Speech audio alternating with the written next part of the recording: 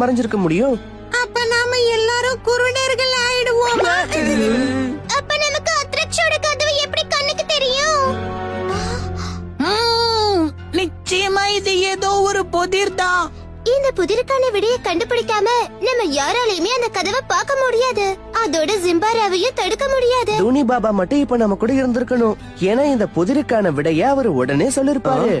அவர் எங்க இருந்தாலும் நமக்கு உதவி செய்யதான் முயற்சி பண்ணிட்டு இருப்பாரு.